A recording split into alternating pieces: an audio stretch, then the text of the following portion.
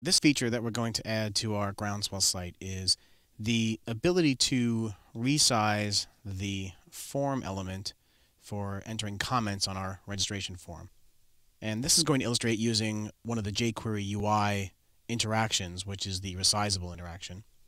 So what I'm going to do is click on the register link here, and you can see that there's a comments field here, and it's pretty sizable. The user can type their comments, but what if we want to make this resizable so the user has more area to type in?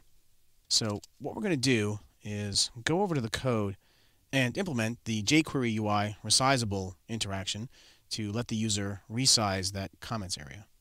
So let's go to the code. So here we are in the folder for the example, and inside the lifestyle there's a register file. I'm going to open that up in my editor. Let's find that in the design. So that's down here in the code. So this is the text area right here. And this text area we're going to make resizable. And you can see it's wrapped inside of a div named comments section. And the text area itself has an ID of comments. So a couple things we're going to do. First, we need to include the necessary jQuery library and the jQuery UI library at the top of the file. So we're going to go back up to the top, and we're going to do that. So we also need to include the CSS file. So I'm just going to copy and paste this, and the file is in the Sunny subfolder because that's the theme we downloaded, and it's called jQuery-UI-172.custom.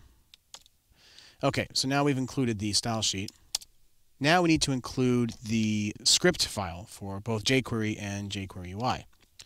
So we're going to do that. We're going to type script, and the type is equal to JavaScript, and the source is in the scripts folder, and it's jQuery-132.min.js. And that's that script right there. And then we're going to include the jQuery UI, and that's jQuery-UI-172.custom.min.js. All right, so now that we've included the script, we can assign the resizable behavior to our text area. So let's go ahead and do that. And remember, that's just a simple matter in jQuery of when the page loads, and I'm going to declare my little page load function right here. So when the page loads, we're going to use jQuery to get a reference to the comments section div, and we're going to make that resizable. So that's pretty much all we need to do to make it resizable. Let's see how that works out. So jump over to the browser. Going to refresh. So you can see now that a little resize handle has been added here at the bottom of the comments field. So we can resize, but you can see that there's a bit of a problem. We don't want the user to be able to resize this thing across the entire page, and it would be nice if we could just constrain it somehow so that they can't make it too small or too big. So let's set about solving that problem. So let's go back to the code. So what we need to do is specify that there's a maximum and minimum width for the field.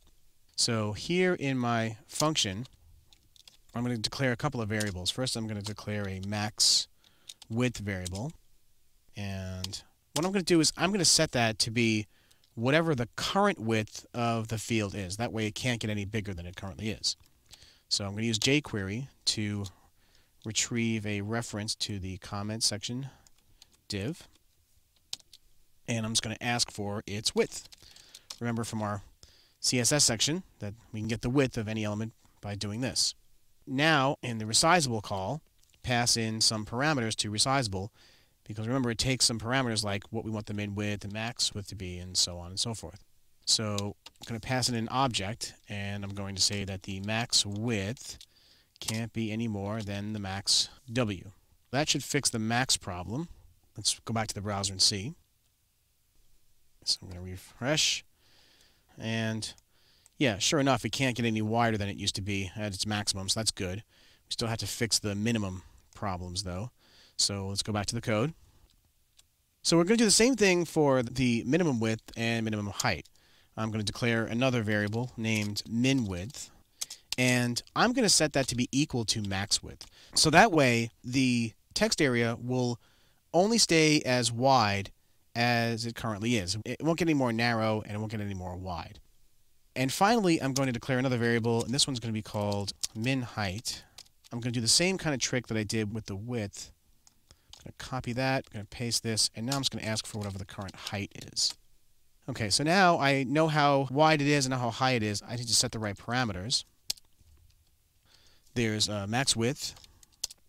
I'm going to do min height, and that's min h.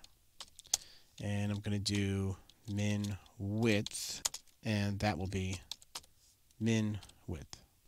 Now I've set all the right parameters. All I need to do now is save, and we'll go back to the browser, and now we'll refresh. So now you can see that I can only resize the element up and down. I can't make it any wider, I can't make it any more narrow, and I can only resize it down to the point where it was as high as it was to begin with. So I've pretty much used jQuery UI now to provide a feature to my users. They can now type in the field, and they can enter text. And if they don't think it's big enough, well, they can just go ahead and resize that down. And I'll just scroll the page down. So they can make it as nice and large as they want to. And just to make sure it works cross-browser, let's try it out in Firefox. So I'm going to open this up in the Firefox browser. And I'll scroll down, and you can see, yep, there's the resize handle. And sure enough, yep, working just the same way. So that's pretty much all the features that we're going to use from the jQuery UI library. However, I highly encourage you to experiment. You can take the source code for the Groundswell site as you have it in your example files folder if you have access to the example files. Feel free to play around with the jQuery UI settings and see what you can make happen.